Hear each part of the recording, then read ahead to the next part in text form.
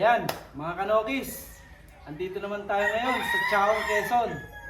Papakilala ko sa inyo ngayon yung maraming achievement na nakuha, lalo tigit dun sa Pitmaster.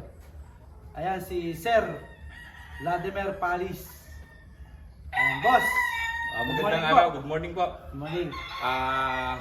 Salamat at nakapasyal kayo rito sa aking farm sa Chaong. Ako nga pala si Vladimir Palis ng BMP San Isidro Game Farm.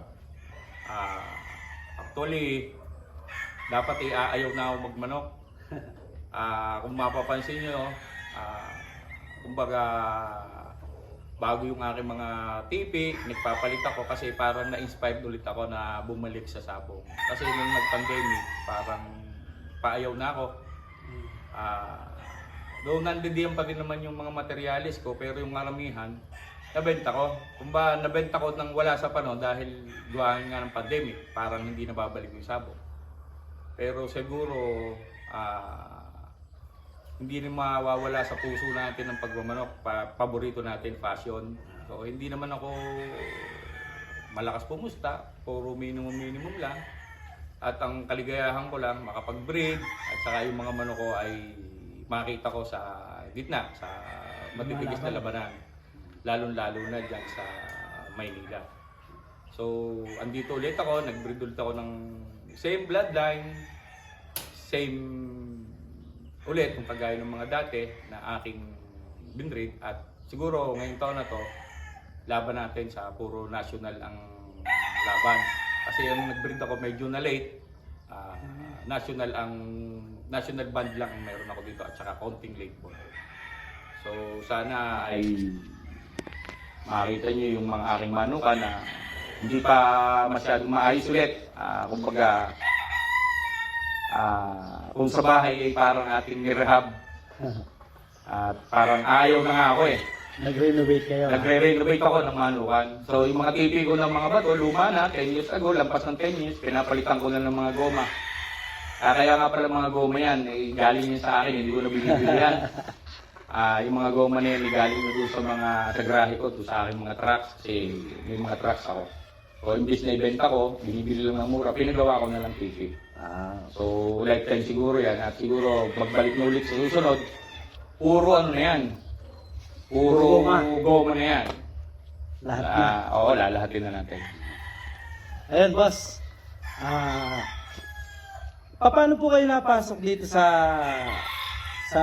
pagmamanok? Talaga po ang nasa dugo nyo, nasa pamilya nyo yung pagmamanok? Actually, siguro pang ilan ng mga nag-interview sa akin, sadyang milahi kami na mahilig magmanok. So, sa aking lolo, sa aking mother side, yung tatay ng aking ina, so mahilig magsabong yun. Pero hindi ko nakikitaan ng manok. Yung akin namang tsuhid, kapatid ng tatay ko, nakikitaan ko naman ng mga manok, nag-aalaga din. Siguro both sides ay meron kaming lahi ng sabongero. Pero ako, do ang hanap buhay ko rin siyempre, isa manok. Kasi nagkakakot ako ng mga manok. Ayun ang hanap buhay ko. Howler kayo? Oo, howler ako.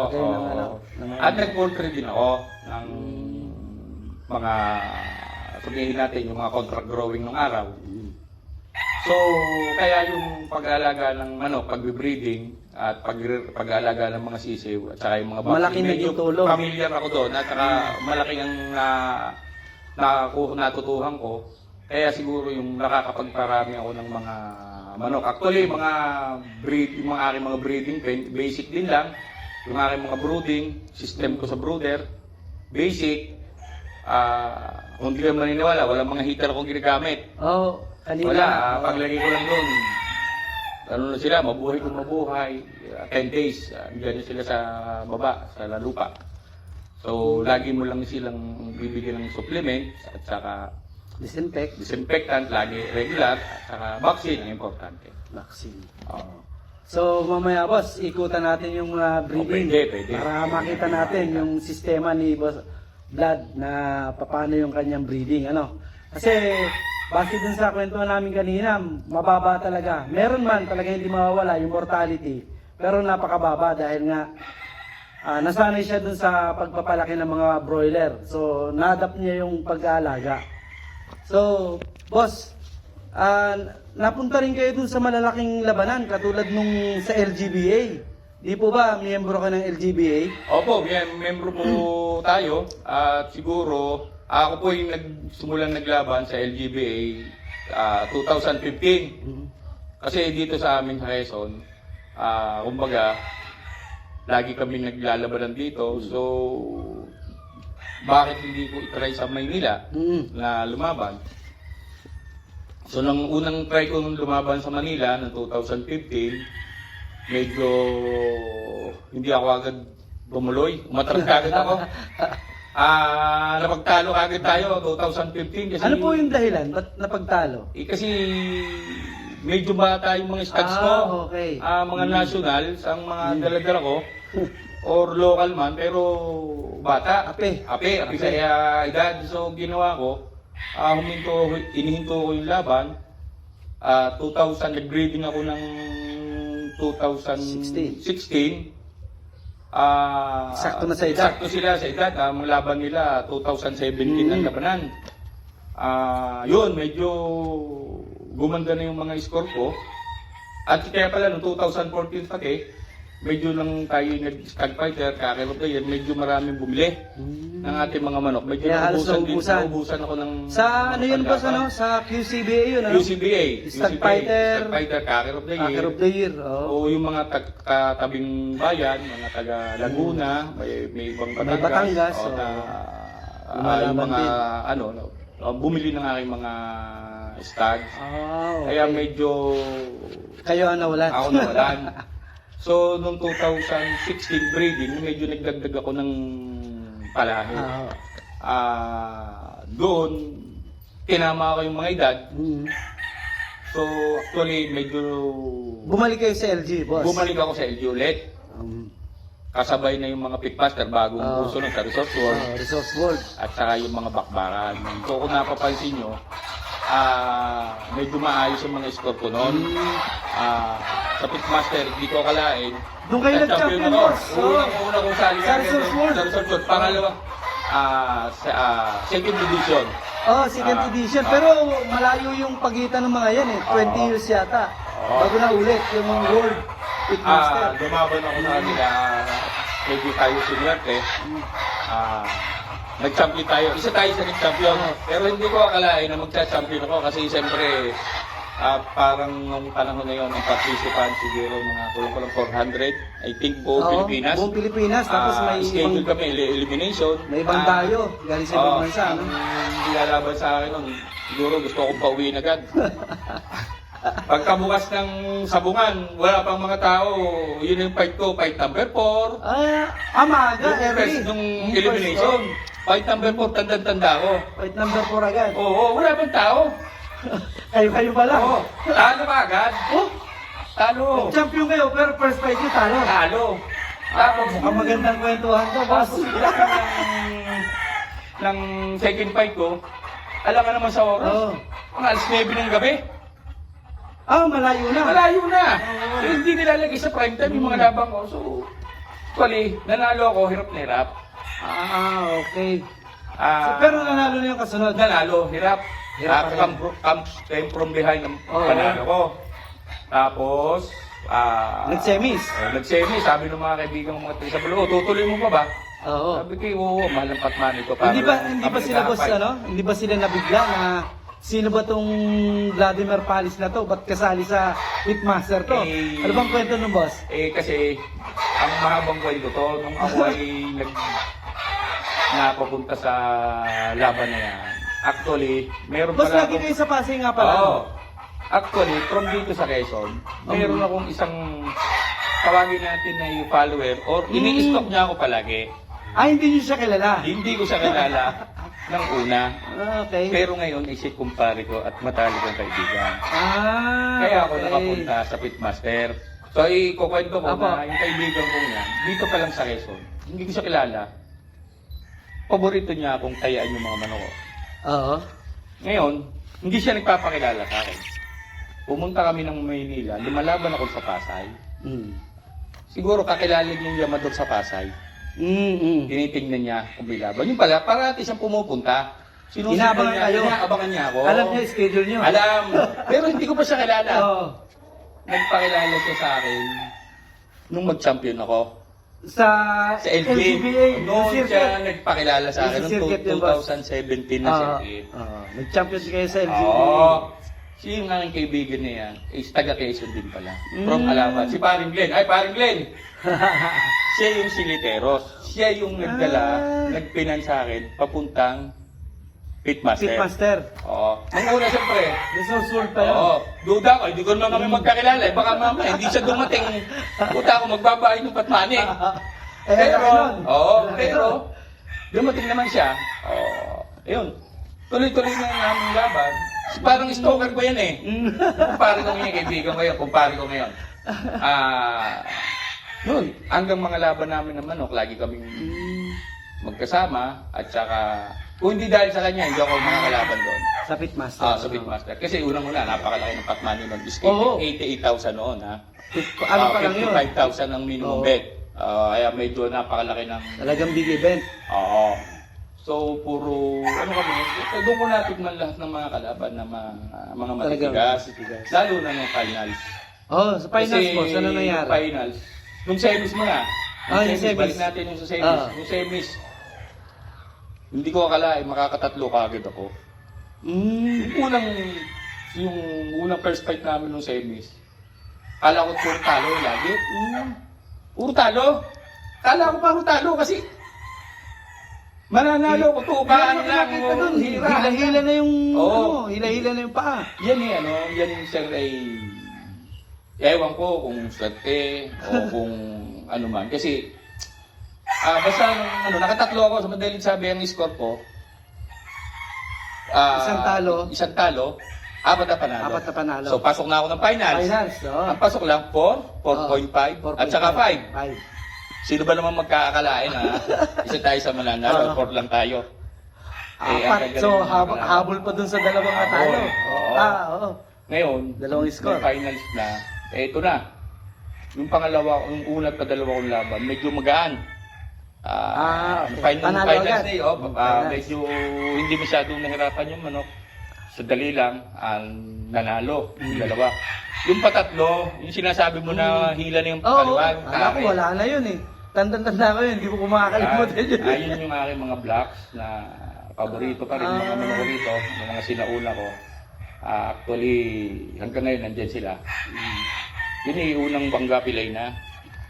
First buckle. Oo, first buckle, nakadapa. Wala pa sugit yung kalaban, pinapalo siya ng pinapalo. Palibasa, nakadapa, walang sugat. Siguro malamig. Oo. Yun yung sinasabi ko din pag na kailangan talaga medyo Gagalitin na na konti. may gigil. May gigil. Siguro kung nakalaban ko, yung akin yung nakadapa at may hats, siguro merong matapang ang pag-hats blood doon, hindi ako mananalo kasi nakadapa. Dapat. So ayaw niya akong ayaw paluin nung kalaban ko. Yung aking manok masyado. Ba tinitingnan lang kasi nakadapa kagad. Dapa. Mabait yung kalaban mo. Oo, kasi walang tama eh. Pinareo ngayon. Ayun, May sa tinukod. Yung tukod nila, lumiban yun sa akin. Ayun, nakashoot. Shoot sa 3 points. Nakali. Yun ang kinamatay agad. Ayun ang pinamatay nung isa. Parang ramdam nyo na nung panahon. Parang ramdam Magka-champion ko na kasi lagay na ako sa talo Oo. eh. Sabi ko tapon na yung sabaw. Pero Nanalo pa. nanalo pa. Yung last fight, ay nung pinamadali. Sa lahat-lahat sa siyam na laban, ang pinamadali kong panalo, yung pa-champion. Yung last. 2 barrel.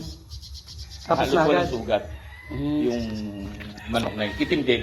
Boss, nakikita ko kayo nagbibitaw. Medyo simple-simple lang kayo, patingin-tingin. Pero yung kinikwento nyo kaninang laylay ang para napasigaw kayo Oo, totoo yun. Totoo yun. Talagang tumalong pa kayo eh. Kasi hindi ko akalain na mananalo pa yun. Sa dami kong nakitang Labanan.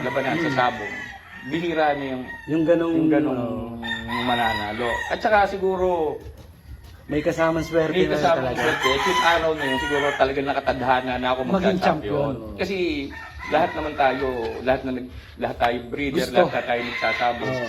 Sino ba naman naglaban ng hindi hinandaan ng Tama. mga manok? Lahat tayo pinaghahanda ng lahat ng labanan. Lahat tayo nagpapakain ng masarap sa manok, nagbibigay tayo ng mga Kondisyon. supplement, kanya-kanya tayong style ng kondisyon. Pero At the end of the day, ang katuwiran natin, malas lang. Sayang, napilay. Pero, pag ikaw talaga naka-ukit sa'yo, Ang panalo. ang panalo. Miski pa, sabi ko nga, miski pa harangan ka ng si Batdiet, ikaw pa rin na magmananalo. Totoo. Kasi ilang beses ko nang naranasan ko ito na dyan sa QCB, kakarompir ako. Meron ako dyan, bulit naman. Binubuli na. Ganun din. Oo. 9 minutes. Sa talo ng ano. Talagang sa talo. Isipo mo nanalo. So, marami na akong laban na napagdanasan na laging from sa huli. From behind. Hanggang ang katuwiran ko sa sabong, hanggang hindi yan nasisigtay siya at may buhay at tumuto ka, ay hindi ko masasabing talo ka. Hindi pa tapos. Hanggang hindi tinataas. So, yung mga experience ko sa sabong, siguro sa akin, siguro ngayon ay mga 13 years, magpo 14 years na ako naglalaban ng mga manok. Na ever since naman lahat ng mga manok ko is puro mga kalahi ko. Galing yun kay... Yun nga pala, boss. Tanong ko lang yung mga materialis mo rito, yung mga ginamit mo, lalo tigit yung mga nagpapa-champion sa'yo. Saan ba galing yun? Nung unang-una kasi, nung unang-una ako nagmanok na maggagawa ko ng farm. Kasi nagmamanok na ako nung una, mga backyard sa tabi ng bahay ko, mga 15. Para lang akong, kumbaga... Himahimas. Oo, hihingi lang ako ng mga burudkak-burudkak, yung mga balda, yung mga inainay ko lang. Sabi ko, mahirap. Same din naman yung patuka, same din naman yung gastos. Yung gastos. Parang wala tayong direksyon. So sabi ko, sa sarili ko, pag ako nagmanok, umpisa mo na sa tama. Umpisa natin sa tama. So pipili ako ng breeder na gusto ko. Gusto ko yung karakteristik ng manok niya. Ano bang hinahanap ko? Fighting style. So napili ko na kuhanan ay si Mr. Hanio. Siya aking kaibigan, si Idol. From Lukban. From Lukban. So, sa kanya galing yung aking mga sweaters, saka yung ibang mga round hands. At ang isa pa, siyempre binibreed ko sila. Inaaral ko yung binyada, inaaral ko alin yung mga nananalo. After 3 years, nakuha ko na kung alin yung mga nananalo. At ang isa pa, si Mr. Edwin Aranyas kay Red. Sa Red? Lukban din? Sa Lukban din. Siya yung aming mga Gilmores. Gilmores. Na 2013 ko yan inakwire sa kanya. Pero hanggang ngayon, boss, hanggang ngayon, nandito pa rin sila. Yung pa rin yung mga pinakita nyo kanina? Same pa rin. Yan pa rin yan sila. Sila kasi pa rin. ako naman mahilig sa breeding. Sa genetics, tumitingin tayo. Sa line breeding ako, mahilig ako. More on naka-record sa akin yung mga binibreed ko.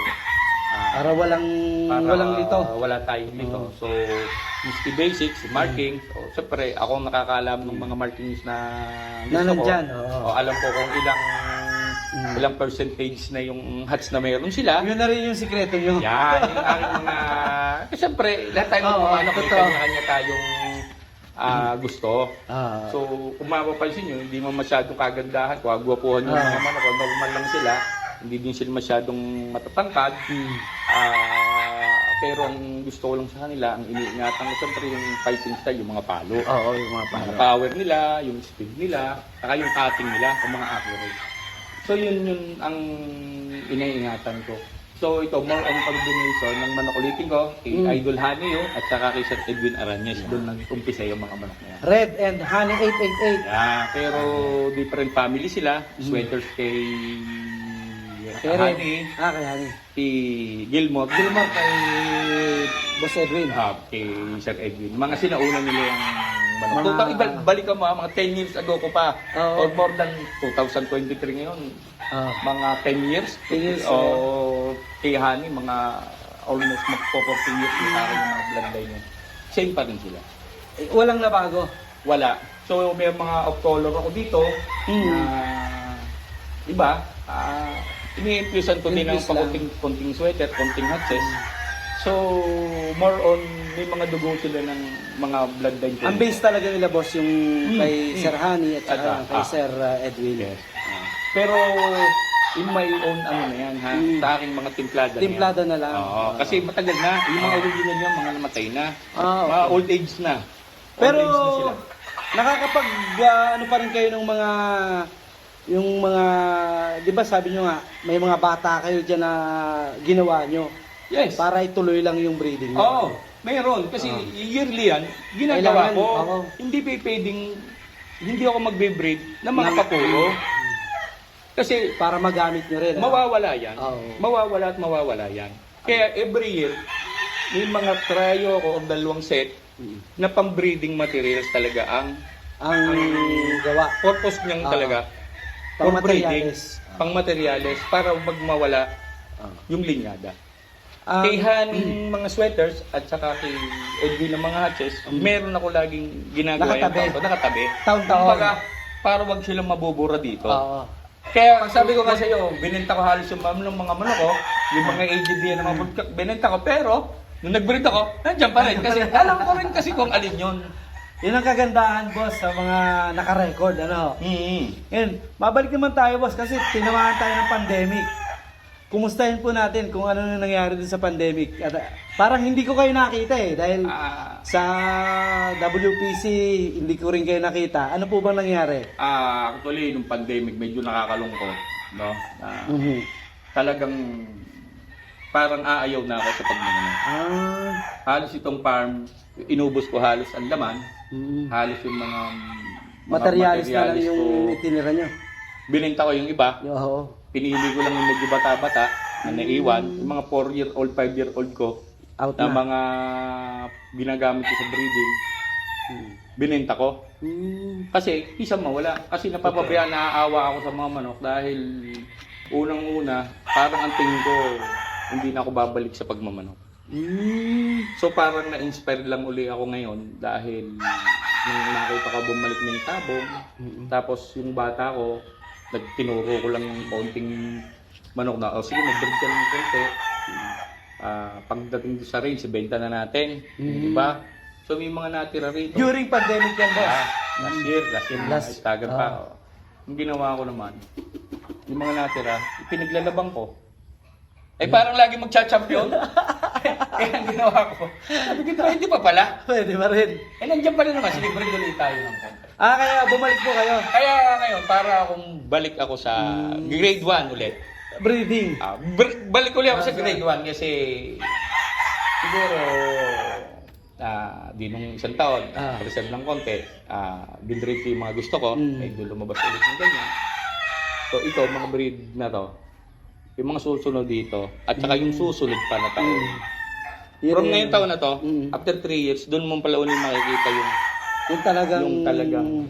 kasi sabi ko nga, bumalik ako sa basic. Okay. So hindi naman makukuha ng overnight yan Totoo Isang yun, taon totoo. na breeding mo, ganyan. At saka nagdi-develop minsan.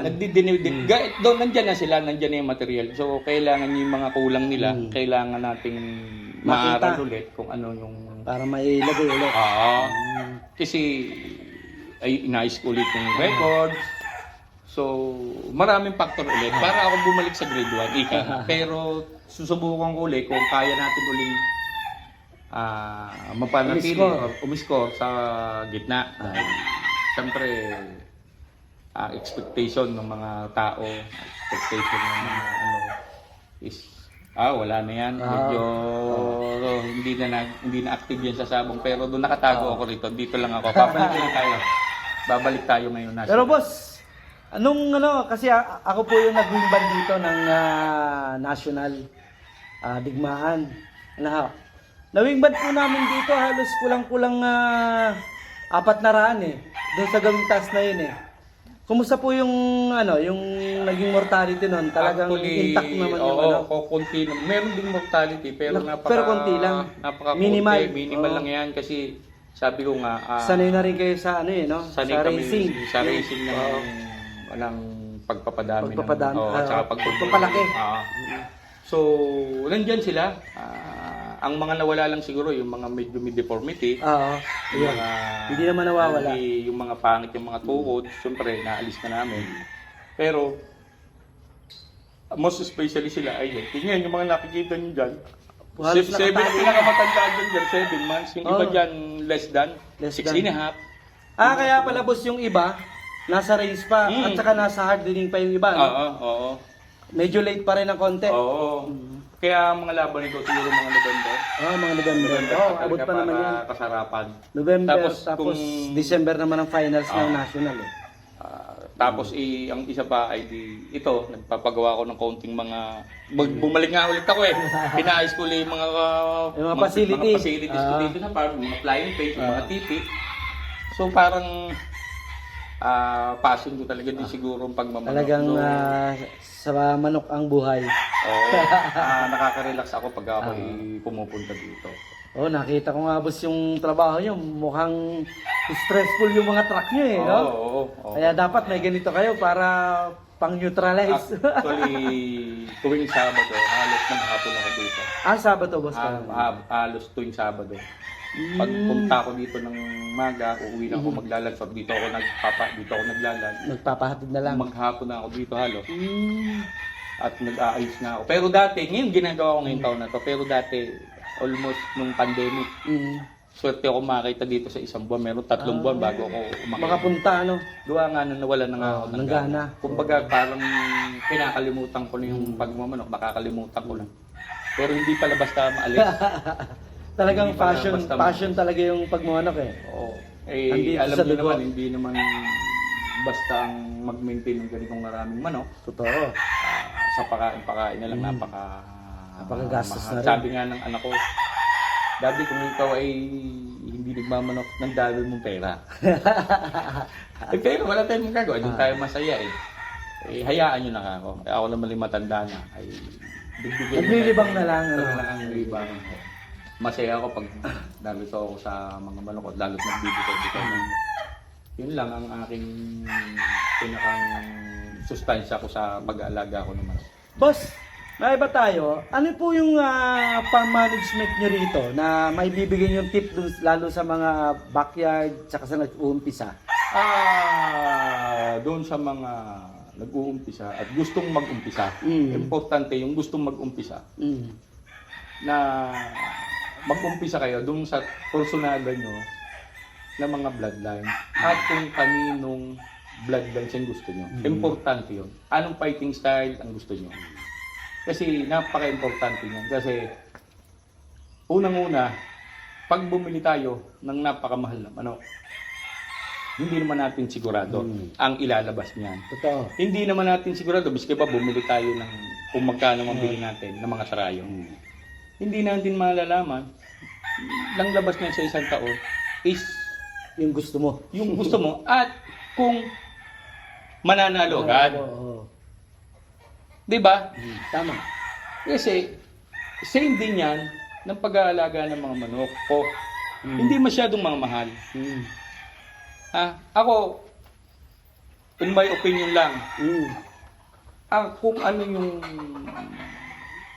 nananalo, Doon at saka tayo. yung kung ano yung gusto mong fighting style, doon tayo pumili, doon tayo bumili. Kasi, tayo napakarami ng magaganda, mga gwapong manok. Pero, hindi naman proven. Totoo. Ayan, bago mo kung sa mga nag-uumpisa, bago mo maaral at bago nyo ma-develop ang inyong binyaga, bibilang kayo ng 3 taon hanggang 4 na taon. Ako bago ako nakatigib ng mga champion, mga championship. After 3 years, nung ma-acquire ko kay Sir Hani ang mga manok at kay Eddie, after 3 years, Kasi po yun, boss. yan Yung na, mga yan na. naging achievements Meron nyo. pang mga nauna pa dyan, nandun yung mga ano ko. Oo. Na bago ko yan na-achieve kasi Dinevelop nyo rin dinivelop talaga. ko rin. Hindi mo pwedeng sa susunod na taon, Overnight, champion oo. ka na agad, hindi pwede. Totoo yun. Hanggang hindi mo naaaral at natatandaan at natututunan, alin sila, sino yung Oo. producer, So talagang dapat naka-record. Ano, Yes. boss? Talagang naka-record. kailangan naka-record. Lalo na ngayon, usong-usong ngayon ay naka-battery cages. Yun. Battery cage. Madali na nila. Nung araw, hindi pa naman umuuso yun. Ako bumalik ako sa traditional. Kasi Ay, nga, ganun po. kabisado ko na. Okay. Oo. Kasi, kabisado. Sanay na kayo. Hindi, alam ko kung ano yung, alam ko na kasi yung basic ng bloodline. Alam ko na alin yung mga nakakarga. Kaya miski i-breed ko sila, Alam nyo sa na. breeding pen, nakasama yung breed cap, kasama yung inahin. Alam mo na lalabas. Kasi nga, ako nag-develop ng bloodline na to. Kayo na mismo nag-develop. Yun ang, alam ko na hindi nalalayo. Ito na lalabas ng palo niyan, ito na itsura niyan. Kaya gano'n. So, boss, dahil bumalik na kayo at nakita ko na ang gaganda ng mga nakatali. Ano? Aabangan po namin na kailan po ba yung mga labanan nyo? Siguro mga November, malilimit siguro ulit tayo sa Pasay. Okay. Siguro sana hopefully merong mga magpinan sa atin papuntang arena naman. Sa arena. At saka siyempre dito sa local derbies namin. Sa PCBA. Malilimit na nila kung makikita niyan. At saka sabi ko nga sa iyo, tayo naman yung neutral, mga kaibigan natin yung taga WPC, taga Digmaan, taga Bakbakan, LGBA. GBA, lahat tayo, biskisa tayo dahil pwede, basta may manok ako lumalaban, basta ang importante, lalaban tayo at saka basta tama yung edad ng manok. Alam mo, sa totoo lang, ang pinapaborito kong laban ng pagmamanok, seasonal din ako tuwing stag. Stag lang talaga. Paborito ko. Pero lumalaban din tayo ng kaksapre, hindi naman tayo nakakatanggap sa mga kaibigan natin, lalo sa asosasyon namin, QCBA. Nag-champion kayo ng cat derby sa QCBA. Yan yung mga hindi natin pwedeng pawalan pa isa-isang entry. Pero more on, paborito Stag ko talaga. stag. Kasi ang katuwiran ko dito sa stag, kung tumandaman to sa akin, 2 linggo. Isang linggo, lalo na yung national. Yung national. Yung mga digmaan, yung bakbakan. Kung tumandaman lang yan, konting-konti lang yan. Weeks lang. Pero, kasi pagka labanan, hindi mo alam. Sabi mo, 4-year-old ang manok mo. Ayun pala yung kalaban mo, 6, 5. Aping ka na kagad. Pero hindi mo alam yun. Ito Ito isang talaga. buwan lang. Weeks lang ang weeks. layuan ito. Pag ito natsampuhan mo, kaya mo rin patay ng isang palo yan. Kaya sabi ko ako, pinaka-paborito kong laban, stag season. Stag season. Nalaban ako ng medyo pakunti-kunti lang. Yung sa mga kaibigan ko lang hindi ko Hindi ako masyadong serious doon sa mga kak. Sa mga kak. Actually, kung mapapansin mo, wala akong mga kak doon masyado. Medyo may konti. May ilan na lang. Ilan na lang yan. Mga natire, siguro yung mga 2 years old lang. Hindi pa rin masyado. Wala yung iba. Binenta ko na. Wala na. Nawala ng pandemic.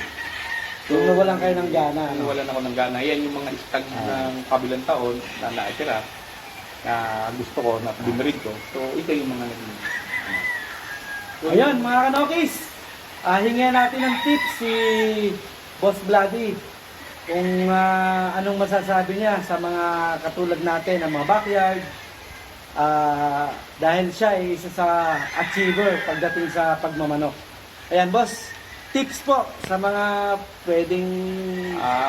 Yun nga, unang-una, mga nag-uumpisa at gusto mag-umpisa, piliin nyo yung gusto nyong bloodline, alin ang gusto nyong mga materyales, at huwag masyadong mag-mix ng linyada. Ay, number 1 yan. Kasi dapat magko-concentrate ka, alin talaga yung The best. kursunada. Yung para sa'yo. Kasi actually marami tayong nakita na mga backyard day mixing na mga bloodline. No? Hindi ko naman sinasabing masamang gawin. Nagchachapsoy. Hindi ko kasi siyempre unfair naman doon sa mga kaibigan natin na mga nagbe-breed. So kung alin lang po yung kursunada talagang bloodline, fighting style, so doon kayo mag-concentrate muna. Pag alam nyo na, kabisado nyo na, saka nyo sila infuse. Kasi once nang in-infuse mo sila, kagad, may hirap kang mag-trace pabalik. Totoo. Kasi hahalo yung dugo nila doon sa mga korsonada mo. Hindi mo sila matitrace. So, dapat pati breed mo yung alin yung gusto mo, alin yung paborito mo, alin talagang nasa puso mong i-breed. So, kagaya ko, nakita ko yung mga iba-ibang kulay dito. Yan yung mga nag-umpisa sa mga pangkulay, nag-throwback. Hindi maaari naman tayong wala, pero majority dito, mga manok ko is mga sweaters na sinauna. At saka yung mga green-legged ko, yung mga Gilmore hatches ko, yun yung mga marami dito. Yung mga off-color ko naman, medyo may kaunting, lalo yung mga pula, may mga kaunting dugo din yan, na mga hatches at saka mga sweaters. Yung mga, kasi uso dito sa amin yung off-color. Kaya hindi ko pwede ako mawala ng off-color na pambitaw man lang. Actually, yung mga nag-umpisa lahat, puro mga pangkulay ko eh. Ininfusan ko lang ng mga konti-konti dugo. Parang inaral ko sila, de-develop, nilalabang ko pa konti-konti. Nanalo naman. So, pina-breed ko na rin ng konti. Kaya pala marami na rin of color dito. No? Oo. Pero dati, makikita mo dyan. Puro pula. Puro Saka pula kasi, puro hats. mahirap eh. Pag napapalaban tayo sa mga ibang kulay, hindi nila kilala. Hindi kilala. Oo. So, ang mga papapayo ko lang, isa pa palang tip, yung palang mga binili nyo na mga mahal na materyales. Pag hindi maganda yung nailalabas, hindi nyo kayang patayin. Siyempre, manghihinayang kayo, lalo na, halimbawa, yung broodstock, binili mo na napakamahal na halaga. Tapos yung inahin, napakamahal din na halagang binili mo. Yung binread mo sila, hindi sila pangit yung nagiging record. Paano mo sila i-out, di ba? Manghihinayang ka. So, ako, siguro nakikita ko nung iba sa expo, ayun man ako, hindi ako nagbibenta ng mahal. Talagang, ang dinadala ko doon, sinasabi ko, it's mga battle process ito. Kung gusto niyo ng pure, sa akin man pumunta kayo sa farm ko, meron doon, doon sa breeding pen ko. Bayaran nyo pag gusto ko presyo, ay hindi mabibili nyo sa akin. Pero pag sinasabi nyo na, ay hindi. Kaya ako pag pumunta ako sa mga expo, hindi ako nagbebenta ng masyadong mahal. Ang mga pinakamahal na sa akin na manok siguro, mga 10,000 ang inahin. So, 5, pag minsan. Ay, yung cross na mga mga process niyo. Ay, mga panlaban nagdadala ko doon sa mga 5,000 isa. Pero sasabihin ng puro ba to? Ay, hindi nga. Kaya, wala naman tayong magsasabing puro eh. Hindi naman natin sigurado yun hanggang hindi binibreed sa breeding pen ko. Totoo. At, base dun sa record, ilang beses ko na itong binalik. So, yun yung magiging, magsasalita dyan yung record at marking ng aking mga manok. So, yun, ang importante din yun, i-record ninyo, markings ng mga palahi nyo, at inyong lagyan ng record kung alin yung mga nananalo. So, yun ang aking maititip dun sa mga bago na yun. Ayan, maraming salamat po, Sir Vladi. At good luck po sa pagbabalik. Salamat. Maraming salamat po. Kita tayo sa mga labanan. Opo.